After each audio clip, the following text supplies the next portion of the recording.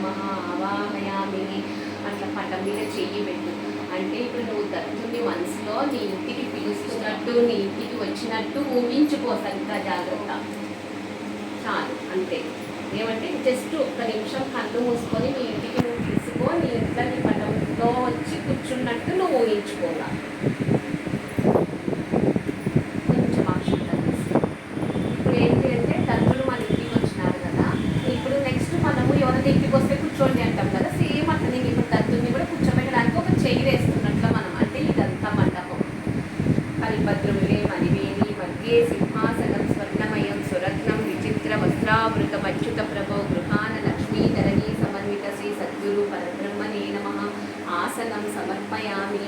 అక్షంతలేసేసి ఆసనం వేసినట్టు మనం జాగ్రత్త దూరం నుంచే వేయి.